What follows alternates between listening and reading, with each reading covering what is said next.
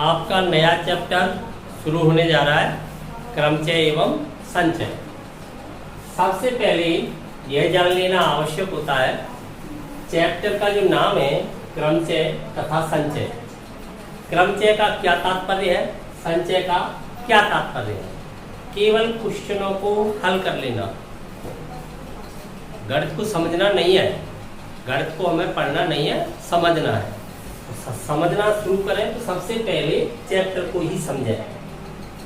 Chapter का जो नाम है क्रमचय, तो क्या अर्थ है इसका जानते हैं। दी गई n वस्तुओं से कुछ अथवा सभी को लेकर के विभिन्न समूह, विभिन्न संग्रह, कलेक्शन करेंगे। तब ऐसे समूह जिनके अंतर्गत वस्तुओं के क्रम का भी महत्व होता है, अर्थात वस्तुओं का क्रम बदलने से समूह भी बदल जाए, तब प्रत्येक समूह, प्रत्येक विन्यास एक क्रमचय कहलाएगा। आपने समुच्चय पढ़ा है। समुच्चय के अंतर्गत यदि एक भी वस्तु बदल दी जाए तो समुच्चय बदल जाएगा, क्योंकि दो समुच्चयों के समान होने के लिए उनके करेस्पॉन्डिंग एलिमेंट्स अर्थात संगत अवयवों का समान होना आवश्यक होता है। ये बात जानते हो। तो अभी मैंने जो बोला उस पर आपने गौर किया। दी गई n वस्तुओं से, वस्तुओं की संख्या ऑलवेज ए नेचुरल नंबर, वस्तुओं की संख्या हमेशा एक प्राकृतिक संख्या होगी, या पूर्ण संख्या भी हो सकती है। वस्तुओं की संख्या 0 भी हो सकती है। एक भी वस्तु नहीं है तब 0 भी तो हो सकती है, परंतु ऋणात्मक अथवा डेसिमल नंबर नहीं हो सकती है। क्लियर? तो अब फिर ध्यान दीजिए। दी गई n वस्तुओं से कुछ अथवा सभी को, क्यों? दी गई n वस्तुओं से अधिक आप ले नहीं सकते हो, या तो कम ले सकते हो या सभी को ले सकते हो। तब बनाए गए विभिन्न समूह, तब आप विभिन्न प्रकार के समूह बनाओगे। तो प्रत्येक समूह के अंतर्गत अगर वस्तु का क्रम बदल लिया जाए, किसी भी वस्तु को दूसरे वस्तु के स्थान पर रख दिया जाए, तब वह समूह भी बदल जाए, उस समूह को अलग समूह माना जाए। आपने देखा समुच्चय, ऑर्डिनल, सेट। आपने केवल समुच्चय वो पढ़े हैं जिनके अंतर्गत क्रम का महत्व नहीं होता। किसी समुच्चय में 1 2 3 अवयव है, दूसरे समुच्चय में 2 1 3, तीसरे में 3 1 2, कैसे भी लिखना है। आप सभी समुच्चयों को युगल मानते हो, जबकि यहां पर ये अलग अलग हो जाएं तो इन्हें कहते हैं ऑर्डिनल सेट, क्रमित समुच्चय। तो इनडायरेक्ट आपसे ये कहा जाए क्रमित समुच्चय प्राप्त हो जाए तो प्रत्येक क्रमित समुच्चय को ही क्या कहते हैं? क्रमचय कहते हैं। फॉर एग्जाम्पल, उदाहरण द्वारा समझिए इस बात को। आपको 3 वस्तुएं दी जा रही हैं, A, B एंड C, मान लीजिए। अब आपसे कहा जा रहा है इनमें से किन्हीं भी 2 वस्तुएं को लेकर के आप कितने समूह बना सकते हो। तब देखिए समूहों की संख्या आपकी कितनी हो जाएगी। जो आपने समुच्चय पढ़ा है, समुच्चय ही तो समूह है, परंतु प्रत्येक समूह समुच्चय नहीं है। वही समूह समुच्चय होता है, वही कलेक्शन होता है जो वेल डिफाइंड होता है। क्लियर? जबकि प्रत्येक समुच्चय तो संग्रह होगा, क्योंकि संग्रह सुपरिभाषित होता है तभी सेट फाइंड होता है। क्लियर? तो आप क्या बना रहे हो? समूह संग्रह कर रहे हो, कलेक्शन। एनी जो भी 2 नंबर्स, तो आपने इसमें से A के साथ B को ले लिया, एक कलेक्शन हुआ। किन्हीं भी 2 को ले सकते हो। दूसरा कलेक्शन आपने B के साथ C को ले लिया, ये भी एक कलेक्शन हुआ। एक भी अवयव बदल जाए तो समुच्चय बदल जाता है, ये तो आप जानते हो। एक आपने कलेक्शन सी के साथ ए को ले लिया। अब जो समुच्चय आपने पढ़े हैं उसके आधार पर बी ए लिखूंगा, तब आप उसी समुच्चय को मानोगे, क्योंकि आपने यही देखा है समुच्चय के अंतर्गत क्रम का महत्व होता ही नहीं है। पहली एक्सरसाइज के अंतर्गत आपने यही देखा है, समुच्चय के अंतर्गत अवयवों के क्रम का कोई महत्व नहीं है। ए बी से वही समुच्चय बनेगा, बी ए से भी वही समुच्चय बनेगा, बराबर हो जाते हैं। परंतु यहां मैं इस बात के लिए नहीं कह रहा, यहां मैं कह रहा हूं ऑर्डिनल सेट के बारे में। ऑर्डिनल सेट क्रमित समुच्चय वो समुच्चय होते हैं जिनके अंतर्गत वस्तुओं के क्रम का भी महत्व होता है। अर्थात ए बी को बी ए लिखने से समुच्चय बदल जाएगा। क्लियर? तब इस प्रकार का प्रत्येक समुच्चय क्या कहलाएगा? क्रमिक समुच्चय कहलाएगा। क्रमिक समुच्चय ही क्या है? यहाँ पर क्रमचय है, क्रम द्वारा चयन। क्रमचय का मतलब क्या है? क्रम द्वारा चयन। जहां पर क्रम के आधार पर चयन किया जा सके वही क्रमचय होता है। ऐसा प्रत्येक विन्यास, प्रत्येक प्रकार, विन्यास क्या है? प्रकार, टाइप्स, अरेंजमेंट्स, आपने प्रत्येक व्यवस्था ऐसी की है, वो प्रत्येक व्यवस्था आपकी क्या कहलाएगी? एक क्रमचय को व्यक्त करेगी। क्लियर? कोई शक? तो ये क्रमचय नहीं है। क्यों नहीं है? क्योंकि ए बी के स्थान पर आप बी ए लिखने से दूसरा क्रमचय प्राप्त कर सकते हो। तब बी ए लिखना अलग हो जाएगा। इसी प्रकार से सी बी लिखना अलग बात है, ए सी अलग है। क्लियर हो गया ना? आप किसी समुच्चय में ए कॉमा बी इस प्रकार से दो अवयव लिखते हो, फिर जैसे आप समझे यहाँ पर एक दो एक समुच्चय है, दूसरा समुच्चय आप लिखते हो दो एक, तब आपने यह देखा ये दोनों बराबर होने चाहिए। जब ये दोनों बराबर नहीं हो तो क्रमचय है। समझ गए ना आप? क्रम का महत्व होगा तो ये क्या हो जाएंगे? क्रमचय हो जाएंगे। तो इस प्रकार के समुच्चयों को क्रमित समुच्चय कहा जाता है, ऑर्डिनल सेट कहा जाता है। क्लियर हो गई बात?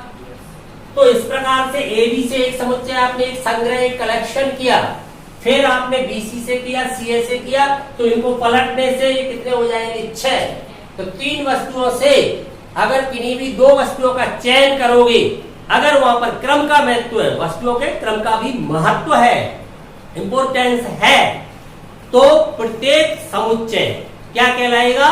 क्रमचय कहलाएगा। लेकिन क्रम का महत्व नहीं हो, अर्थात ए बी और बी ए एक ही समुच्चय को व्यक्त करें, तब क्या कहलाएंगे? संचय। तो संचय कितने बनेंगे? 3, जबकि क्रमचय कितने हो गए? 6। तो क्रमचयों की संख्या संचयों से अधिक होगी। ये पता चल गया आपको? कन्फर्म हो गई बात? ठीक है। अब क्रमचय को जब हम जान चुके हैं, तो चलिए आपने n वस्तुएं ली, या आपको n वस्तुएं प्राप्त है। अब इसमें से आप r वस्तुएं ले रहे हो। क्लियर? r वस्तुएं लेकर के क्रमचय बना रहे हो। तो बताइए r की लिमिट कहां से कहां तक होनी चाहिए? ऐसा भी तो हो सकता है, मैंने यहां पर आपके लिए 2 मार्कर रखे, मेरे दोनों हाथों में मार्कर है, और मैंने आपसे कह दिया आप मार्कर ले सकते हो। मैंने आपसे कह दिया, तो क्या संभावना बनती है? उन मार्करों की संख्या जो आप ले सकते हो क्या हो सकती है? बताइए। 0 हो सकती है। आप ये भी कह सकते हो सर हमें जरूरत नहीं है, ये भी तो कह सकते हो हमें जरूरत नहीं है। मैं आपसे कह रहा हूं कोई भी मार्कर, मैं ये कह रहा हूं आप मार्कर ले सकते हो बस। तब आप क्या करोगे? एक भी नहीं ले सकते हो तो r का मान 0 हो सकता है। दी गई वस्तुओं की संख्या 2 है, n का मान 2 है इस समय, तो r का मान आप 0 भी हो सकता है ना। आप कोई एक मार्कर ले सकते हो, r का मान 1 हो सकता है, आप दोनों मार्कर भी ले सकते हो। आपने ये दोनों मार्कर ले लिए, अब मेरे पास क्या है देने को? एक भी मार्कर नहीं बचा हुआ है। क्या आप 2 में से 3 मार्कर ले सकते थे? कदापि नहीं ले सकते। तो मैक्सिमम n तक जा सकता है r, मिनिमम 0 तक आ सकता है। तो उसकी जो निम्न सीमा है वो 0 होगी, उच्च सीमा है वो n होगी। समझ में आ गई बात? क्या कोई डेसिमल नंबर हो सकता है? क्या आप ये कह सकते हो 1.2 मार्क कर लेंगे? नहीं कह सकते ना। तो डेसिमल फ्रैक्शनल नंबर नहीं हो सकता है। क्लियर? क्या आप ये कह सकते हो हम -1 मार्क कर लेंगे? ऐसा भी नहीं हो सकता है। तो कैसा हो सकता है? होल नंबर हो सकता है, पूर्ण संख्या हो सकती है। क्लियर? तो r का मान कहां से कहां तक जाएगा? देखिए r का मान 0 से बड़ा या बराबर हो सकता है, परंतु n से छोटा या बराबर ही रहेगा। क्लियर बात समझ में आ गई? ठीक है। अब इतनी बात समझ में आ गई है तो गणना के सिद्धांतों के बारे में जानना आवश्यक है। हम गणना तभी कर पाएंगे जब हम गणना के सिद्धांतों को जानेंगे। अगर हम गणना का सिद्धांत नहीं जानते तो गणना नहीं कर सकते। तो कैलकुलेशन के 2 सिद्धांत हैं गणित के अंतर्गत, दोनों को समझना है। एक होता है गुणन सिद्धांत, एक होता है योग सिद्धांत। गुणन सिद्धांत क्या है, योग सिद्धांत क्या है? तो पहले बात करता हूं मैं गुणन सिद्धांत की। ठीक है? मल्टीप्लिकेटिव जो थ्योरी है वो क्या है समझ ले। फंडामेंटल प्रिंसिपल ऑफ मल्टीप्लिकेशन, अर्थात फंडामेंटल का क्या अर्थ है? मूलभूत। कैसा सिद्धांत बता रहा हूं आपको मैं? मूलभूत। ठीक है? मूलभूत सिद्धांत की बात कर रहा हूं, फंडामेंटल प्रिंसिपल की बात कर रहा हूं।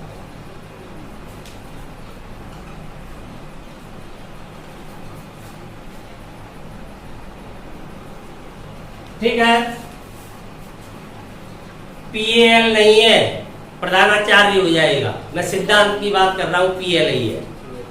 ठीक है? फंडामेंटल प्रिंसिपल क्या होता है? अगर फंडामेंटल से फंडा को हटा लूं तो क्या बचेगा? मेंटल हो जाएगा। है? फंडा तो फंडा में बहुत बड़ी शक्ति है, मेंटल होने से बचा रहा है? इसी प्रकार से मूलभूत से मूल को निकाल लूं तो क्या हो जाएगा? मूलभूत से अगर मूल को निकाल दूं तो क्या हो जाएगा? भूत हो जाएगा। तो मूल में भी कोई रहस्य छुपा हुआ है, तो रहस्य को जान लेना चाहिए। मैंने आपसे एक दिन कहा था मुंह से जो भी शब्द निकले अगर हम उसका प्रमाण नहीं दे पाए तो ऐसे शब्द को अपनी डिक्शनरी से निकाल दीजिए, कोई फायदा नहीं है। बोझ मत बढ़ाइए, वही शब्द रखिए जिनको आप जानते हैं। तो देखिए मूल भूत, इसका मतलब भूत तो आप जानते हो। भूत किसे कहते हो? भूत उसको नहीं कहते जो अटैक कर देता है? भूत का मतलब वो आपने पढ़ा है, भूत, वर्तमान और भविष्य। ये समय होता है, समझ गए ना? समय की 3 स्थितियां होती हैं, बीता हुआ समय, जो चल रहा है और जो आगे आएगा। समझ गए ना? तो भूत कुछ नहीं है, समय की स्थितियां हैं। तो मूलभूत, इसका मतलब मूल किसको कहते हो आप? जड़ को, पेड़ की जड़ जहां से शुरुआत हो। समझ गए ना? तो अर्थात मूलभूत का अर्थ ये हुआ, इसी सिद्धांत के आधार पर हम आगे बढ़ते आए हैं, गणना करते आए हैं, इसी सिद्धांत को आगे हम बढ़ा रहे हैं। तो समझ रहे हैं गणना का यही सिद्धांत आगे तक चलेगा। पहले से भी चल रहा, अब भी चलेगा, आगे भी नहीं बदलेगा। उसको कहते हैं मूलभूत। जो पहले भी था, अब भी है, आगे भी गणना इसी से करेंगे। तो ये मूलभूत हो गया, फंडामेंटल हो गया, अर्थात इसके बिना हम गणना कर नहीं सकते हैं और इसके अंतर्गत कोई भी परिवर्तन कर नहीं सकते हैं, जिसको न तो बदला जा सके न उसके बिना काम चल सके। उसी सिद्धांत को कहते हैं मूलभूत सिद्धांत। समझ गए ना? तो फंडा का भी अर्थ समझ गए हैं, मेंटल का भी समझ गए। मेंटल का तो जानते हो, तो फंडामेंटल का है यहाँ पर प्रिंसिपल। तो मूलभूत सिद्धांत की बात करते हैं। तो गणना करने के लिए 2 सिद्धांत दिए हैं गणित में, एक गुणन का है, एक योग का है। पहले बात करूंगा गुणन की। क्या है समझिए, कोई 2 घटनाएं या 2 से अधिक के लिए बाद में जनरलाइज कर दूंगा, व्यापक कर दूंगा। पहले 2 से समझ लो, फिर 2 लाख करना, 2000 करना, नियम समझ में आ जाएगा। कोई 2 घटनाएं विभिन्न तरीकों से घटित हो सकती हैं। मान लीजिए एक घटना m तरीकों से घटित हो रही है, दूसरी घटना n तरीकों से घटित हो रही है। एक m तरीकों से, दूसरी n प्रकार से घटित हो रही है। तब दोनों घटनाएं m इंटू n इतने तरीकों से भी घटित हो जाती हैं, तब तो गुणन सिद्धांत लगता है। दोनों घटनाएं m प्लस n तरीकों से भी घटित हो जाती हैं, तब योग सिद्धांत लगता है। तो ऐसा हुआ कैसे, जानते हैं। जब दोनों घटनाएं घटित हो, एक घटना घटित हो चुकी है, उसके बाद दूसरी घटना घटित होती है, अथवा दोनों एक साथ घटित होती है। कैसे? एक सिक्का आपने उछाल दिया, फिर आपने नोट किया हेड आया या टेल, चित्त आया या पट, आपने नोट कर लिया। उसके बाद आपने एक पासा डाई थ्रो कर दिया, फेंक दिया, उछाल दिया। डाई पर कितने नंबर होते हैं? 6, 1 से 6 तक। अब उसमें से कौन सा नंबर आया आपने नोट कर लिया। तब आप बताइए आपके संभावित परिणाम कितने हो सकते हैं। आप किन किन परिणामों को नोट कर सकते हैं। सिक्के पर हेड आ सकता है, क्यों स्वतंत्र रूप से उछाल रहे हो, फेयर हो रहा है, एक्सपेरिमेंट आपका जो हो रहा है, ट्रायल है, वो कैसा है, फेयर है, निष्पक्ष है, समझ गए ना। न्याय सिक्का है, सिक्का भी आपका कैसा है, फेयर है, प्योर है, अनबियास्ड है, आपने बियास्ड नहीं किया, उसे खराब नहीं किया, अनबियास्ड है। तो उसको आपने उछाल दिया, हेड आ गया या टेल आ गया। दोनों एक साथ तो नहीं आ सकते, हेड आएगा तो टेल नहीं आएगा, टेल आएगा तो हेड नहीं आएगा। क्लियर? हेड आने के बाद 6 नंबर में से कोई सा भी नंबर आ सकता है हेड के साथ। H मान लू हेड के लिए, तो H1, H2, H3 up to H6, 6 स्थिति बन गई। यदि हेड नहीं आया होता, टेल आया होता, फिर उसके साथ भी 6 बन जाएंगे। टोटल कितनी स्थिति हो गई आपकी? 12। कौन सा नियम लग चुका है? 2 इस पे आए हैं, 6 उस पर आए हैं, 6 दूनी 12, आपका गुणन नियम लग गया। क्लियर? बात समझ में आ गई? अब समझिए आपने तथा लगा था यहां पर, तथा एक सिक्का तथा। अब मैं दोबारा बोल रहा हूं अपना कथन। एक सिक्का अथवा एक पासा उछालते हो आप। एक सिक्का अथवा मैं समुच्चय से जोड़ दूंगा क्रमचय को पूरा का पूरा। अगर एक चैप्टर आप दूसरे चैप्टर से कनेक्ट नहीं कर पाते हो तो गणित बोझ बन जाएगा आपके लिए। कब तक पढ़ोगे? मूलभूत यहां पर शब्द आया है तो एक के ऊपर एक चैप्टर, एक के ऊपर एक चैप्टर आप ऐसे सीढ़ी दर पढ़ते जाओगे, इजी हो जाएगा। वही चैप्टर अगले चैप्टर को चलाना। यदि आपने अलग प्रकार से समझ लिया तो बोझ बन जाएगा गणित। तो मैं डायरेक्ट पहले चैप्टर से जोड़ दूंगा, इसे कनेक्टिविटी वही हो जाएगी। देखिए वहां पर भी मैंने आपको बताया था तथा अथवा का मतलब, तथा से एक साथ वो वैनिष्ट अवयव लेते थे आप, अथवा से आप यूनियन कर देते थे। समझ रहे हो आप? तो यहां पर मैंने क्या कह दिया? अथवा का मतलब योग। योग, ये ही प्रोबेबिलिटी में जरूरत पड़ेगी मुझे। जब अथवा आएगा तब मैं योग लगाऊंगा वहां पर, तथा आएगा तो गुणन लगाऊंगा। प्रोबेबिलिटी नहीं कर पाओगे। यहां अगर आप कमजोर रह गए तो कहां कहां दिक्कत आएगी? पहले चैप्टर में तो आ ही रही है, इसलिए आप यहां कमजोर बोलोगे। पहला चैप्टर आपका क्लियर नहीं होगा तो यहां पर वीकनेस। ठीक है? अगर यहां पर वीक रह जाते हो तो आपकी प्रोबेबिलिटी भी वीक, कनेक्टिविटी है, तो ध्यान से समझ लें। अब मैं बोल रहा हूं आपने एक सिक्का अथवा एक पासा उछाला है, तो बताइए संभावित परिणाम आपको क्या प्राप्त होंगे? क्या प्राप्त होंगे बताओ, कितने हो जाएंगे? आपने सिक्का उछाल दिया, ऐसा कर सकते हो ना, अथवा है, ऑप्शन है आपके पास।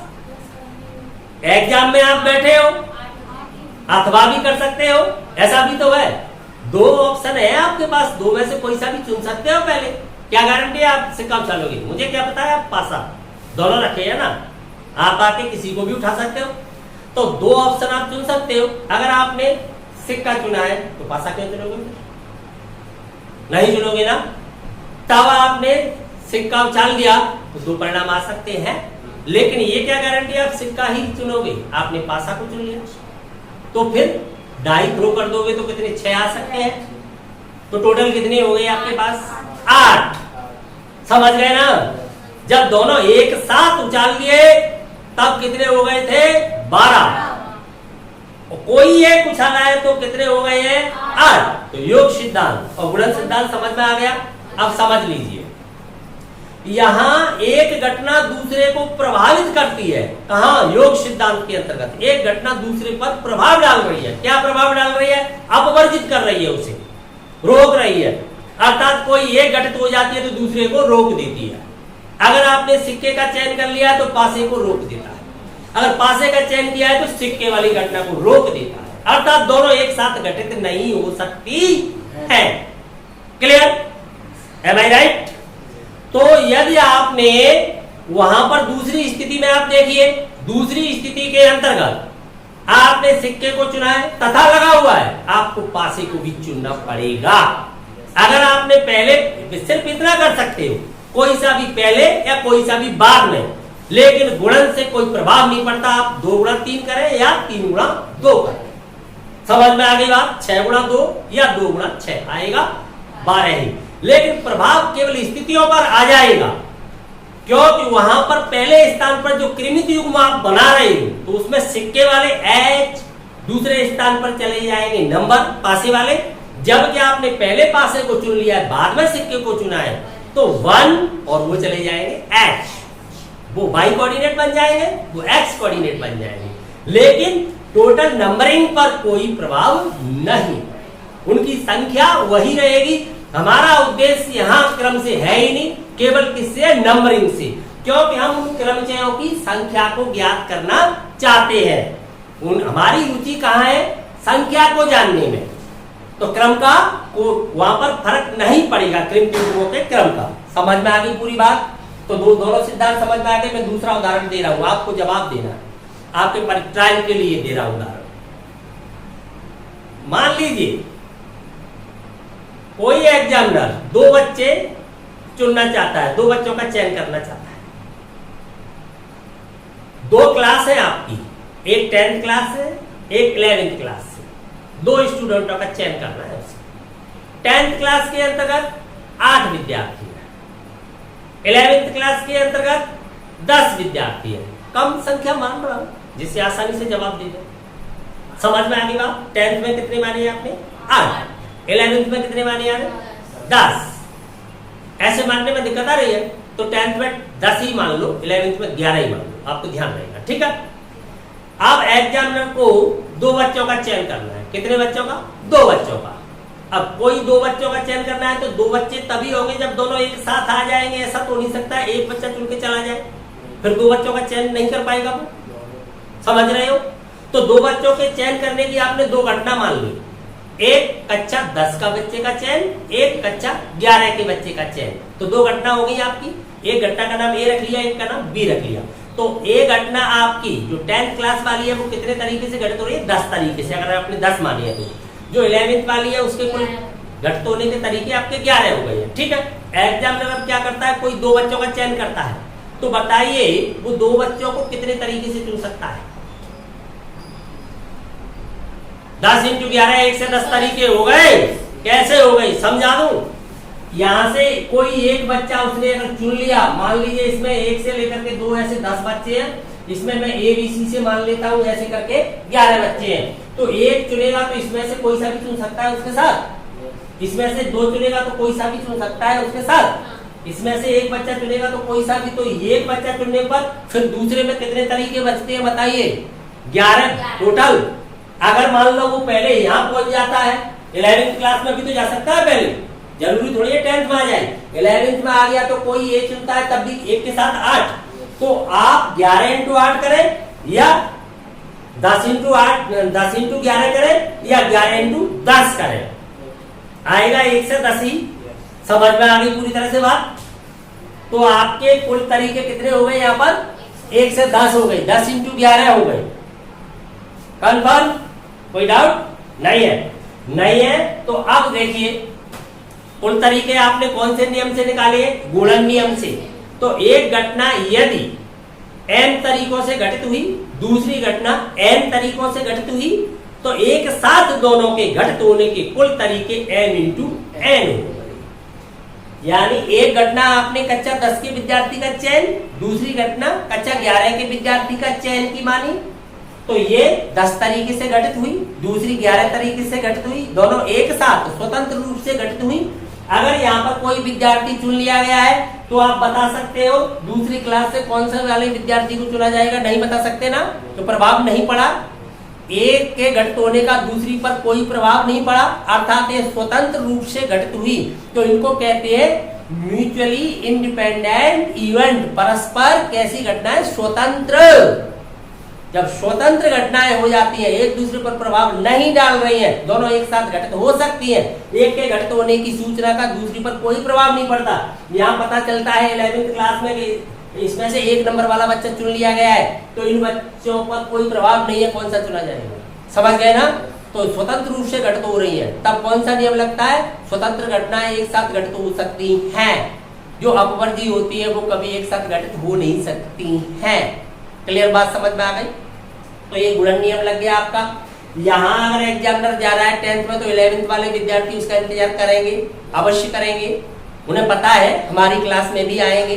अब मैं दूसरे तरीके से योग सिद्धांत समझा रहा हूं। एक एग्जामिनर को एक बच्चे का चयन करना है, लेकिन ऑप्शन है उसके सामने 10th का बच्चा चयन कर सकता है, अथवा ये तथा था, अभी क्या चल रहा था? तथा चल रहा था, एंड चल रहा था, दोनों का करना था एक साथ, दोनों घटनाएं एक साथ घटित होनी थी, 10th वाली भी 11th वाली भी। अब कोई एक घटित होगी, समझ गए ना? एक साथ घटित नहीं हो सकती है। एक स्टूडेंट का चयन करना है, लेकिन ऑप्शन 2 है, 10th क्लास का अथवा 11th क्लास का। 10th में 10 विद्यार्थी है, 11th में 11 विद्यार्थी है, ठीक है? एग्जामिनर ये 10th क्लास में आ जाता है, आ सकता है ना, संभावना बनती है, तो क्या 11th वाले उसका इंतजार करेंगे? अगर उन्हें मैसेज मिल गया एग्जामिनर 10th में जा चुका है, तो 11th वाले इंतजार करेंगे अथवा नहीं करेंगे उसका? बिल्कुल नहीं करेंगे, क्योंकि उन्हें पता है एक ही घटना घटित होगी, दूसरी रुक जाएगी, अब हमारी क्लास से चयन होना ही नहीं है। यदि एग्जामिनर 11th में पहुंच जाता है पहले, क्या 10th वाले उसका इंतजार करेंगे? बिल्कुल नहीं करेंगे, उन्हें पता चल जाएगा। तो मैसेज एक घटना के घटित होने की सूचना से दूसरी पर प्रभाव पड़ रहा है, समझ गए ना? तो परस्पर अपवर्ती है, अर्थात एक घटना घटित होती है तब दूसरे को अपवर्जित कर देती है, रोक देती है, घटने नहीं देती है, दोनों एक साथ घटित हो नहीं सकती। ऐसी घटना को क्या कहते हैं? अपवर्ती घटनाएं कहते हैं। ये म्यूचुअली एक्सक्लूसिव इवेंट कहलाती हैं। क्लियर बात समझ में आ गई? तब देखिए इस क्लास में जाएगा तो 10 तरीके, उस क्लास में जाएगा तो 11 तरीके, अथवा से है योग नियम लग जाएगा तो कुल तरीके है उसके पास कितने हो गए चयन करने के लिए? 21 तरीके रह जाते हैं। कहाँ 1 से 10, कहाँ 21।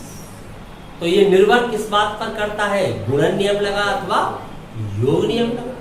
तो आपके लिए महत्वपूर्ण रहेगा क्रमचयों की संख्या के अंतर्गत जब विभिन्न घटनाएं एक साथ आएंगी, आपको संख्याएं दे दी जाएंगी, 5 संख्याएं, आपको 5 नंबर दे दिए गए, आपको 5 अंक, 5 अंक कोई भी दे करके और आपसे कहा जाएगा इनसे 3 अंकों वाली संख्याएं बनाइए।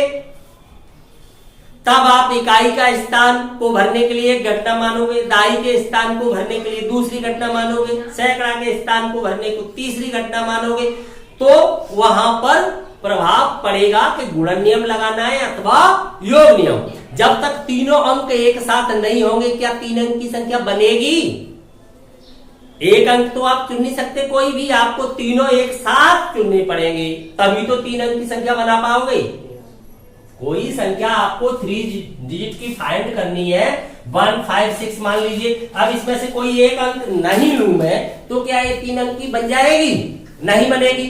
तो इकाई के स्थान को भरने की एक घटना, दाई के स्थान को भरने की दूसरी घटना, फिर तीसरी घटना आपने कैसे भी मान रखी है, तो तीनों के लिए कौन सा नियम लग जाएगा? गुणन नियम। समझ गए ना? तो वहां पर गुणन नियम। तो कब गुणन नियम लगेगा, कब योग नियम लगेगा, ये हमें निर्धारित करना होगा। आपकी एक्सरसाइज के अंतर्गत योग नियम कोई क्वेश्चन ही नहीं है क्रमचय के अंतर्गत, लेकिन प्रोबेबिलिटी जब आपको पढ़ाऊंगा तब मुझे योग नियम भी चाहिए, गुणन नियम भी चाहिए, तब दोनों नियम एक साथ चाहिए। यहां आप गुणन नियम समझोगे। क्रमचय आपकी समझ में आ ही चुका है। क्या है क्रमचय? फंडामेंटल थ्योरी कहें या प्रिंसिपल कहें, वो आपकी समझ में आ ही गया है? मूलभूत एक साथ रखना है, फंडामेंटल भी एक साथ रखना है, अलग अलग नहीं करनी है, नहीं तो गड़बड़ हो जाएगी। है एक तरफ मेंटल तो एक तरफ भूत, और आपको पता है भूत आने से तो मेंटल हो ही जाओगे।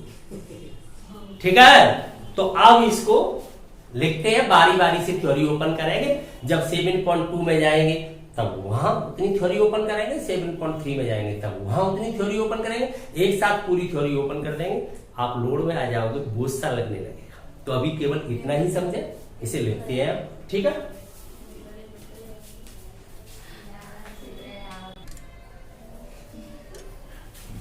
हाँ, थ्योरी आपकी समझ में तो पूरी तरह से आ ही गई है, डेरिवेशन करा दिया।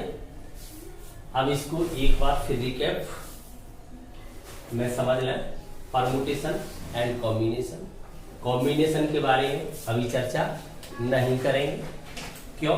कॉम्बिनेशन अगला टॉपिक है, चैप्टर 8 ही रहेगा, 7। उसके अंतर्गत 2 टॉपिक है। चैप्टर के अंतर्गत कितने टॉपिक हैं? 2। पहला परमुटेशन, दूसरा कॉम्बिनेशन। क्लियर? तो परमुटेशन को समझे। दी गई वस्तुओं से कुछ या सभी को लेकर बनाए गए विभिन्न विन्यास, विन्यास ही है ना समूह, विन्यास जिनके अंतर्गत वस्तुओं के क्रम का महत्व होता है, तो प्रत्येक विन्यास एक क्रमचय कहलाता है। अरेंजमेंट्स, आप अरेंजमेंट्स ही तो कर रहे हो, जैसे कि अंक मिलने पर संख्याएं बना रहे हो। आपको अगर लेटर मिल जाए, पत्र की बात नहीं कर रहा, अक्षरों की बात कर रहा हूं, लेटर्स मिल जाते हैं तो उनसे कोई शब्द बना रहे हो। क्लियर? तो विभिन्न विन्यास, तब क्रम बदलने से यदि क्या बदल जाए, आपका विन्यास बदल जाए, तो प्रत्येक विन्यास को क्या कहते हैं? क्रम से कहते हैं। गणना के आधारभूत सिद्धांत कितने बताए आपको? 2। एक गुणन सिद्धांत, एक योग सिद्धांत। गुणन क्या है समझ लीजिए। कोई 2 स्वतंत्र घटनाएं कैसी होनी चाहिए? स्वतंत्र। स्वतंत्र हमने किन घटनाओं को कहा है? जो एक साथ घटित हो सकती हो, अर्थात एक के घटित होने का दूसरे पर कोई प्रभाव नहीं पड़ता हो। एक के घटित होने की सूचना के आधार पर दूसरे के बारे में कुछ भी कहना संभव नहीं होता, तो वो कहलाती है इंडिपेंडेंट इवेंट्स। क्लियर? अलग अलग m तथा n तरीकों से घटती है। एक घटना m तरीके से, दूसरी n तरीके से घटित होती है, तब दोनों के एक साथ घटित होने के कुल तरीकों की संख्या n। क्लियर? एक साथ इतने प्रकार से घटित होंगी। आपके लिए मैंने 2 घटनाएं ली हैं, ये 2,02,000 कितनी भी हो, नियम 3 घटनाएं होंगी, एक m तरीके से, एक n तरीके से। अगर वे तीनों स्वतंत्र हैं तब एक p तरीके से हो रही है, तो m into n into p, इसे जनरलाइज कर दिया जाएगा, व्यापकीकरण, व्यापक रूप में। समझ गए ना? हाँ, अब योग सिद्धांत को समझिए आप। कोई 2 परस्पर अपवर्जी, अपवर्जी का मतलब आप जानते हो, अपवर्जी घटनाएं वो होती हैं, आपने कभी लिखा देखा है कहीं? धूम्रपान, क्या लिखा देखा है? धूम्रपान वर्जित है। तो 2 मित्र जा रहे हैं, उन्होंने अर्थ निकाल लिया, सुन, या पान नहीं खा सकते और या धुआं भी नहीं कर सकते है, धूम्र भी वर्जित है, धुआं मत करो। पान खाना भी वर्जित है, पानी भी नहीं खा सकते है? समझ गए ना? धूम्रपान के अंदर सब कुछ आ जाता है, तो धूम्रपान वर्जित है। वर्जित का क्या अर्थ है? वर्जित किसे कहते हैं? वर्जित का मतलब होता है मना है, कर नहीं सकते। तो ऐसे ही यहाँ पर लिखा हुआ है अपवर्जित है। कोई 2 परस्पर अपवर्जित, परस्पर म्यूचुअली, एक दूसरे के सापेक्ष, अर्थात एक दूसरे को रोक देगी। एक की सूचना मिलती है, एक घटना घटित हो गई है, तो दूसरी फिर घटित नहीं होगी। क्लियर? बात समझ में आ गई? तो ये अपवर्जित है। कैसे है? अपवर्जित। ऐसे समझ लो, कार्ड आता है कहीं से शादी का, उस पर लिखा हुआ है किसी एक का नाम, घर में मेंबर कितने हैं? 4, तो कोई एक जाएगा तो बाकी 3 क्या हो जाएंगे, अपवर्जित हो जाएंगे कि नहीं हो जाएंगे। लेकिन वहां पर लिखा हुआ है सपरिवार तो सब जाएंगे, समझ गए ना। तो किसी एक का मैसेज मिलने से दूसरी का घटित होना क्या हो जाता है, कैंसल हो जाता है। क्लियर, दोनों एक साथ घटित नहीं होती, उनको ही कहते हैं हम अपवर्ती घटना है। अलग अलग m तथा n प्रकार से घटित होती हैं, तब क्या हो जाएगा, इनके घटित होने के तरीके एक साथ तो हो ही नहीं रहे हैं, इसलिए मैंने एक साथ नहीं लिखा ना। यहाँ एक साथ है, यहाँ एक साथ शब्द नहीं है, इनके घटित होने के, अलग अलग घटित होने के कुल तरीके कितने हो जाएंगे, m+। दोनों सिद्धांत समझ में आ गए। दोनों सिद्धांत अगर तुम्हारी समझ में आ गए हैं, क्रमचय समझ में आ गया है, तो अब हम क्वेश्चन कराएंगे नेक्स्ट क्लास के अंतर्गत। तो वहां पर जो भी आपकी कमी रह गई है वो कंप्लीट हो जाएगी। ठीक है।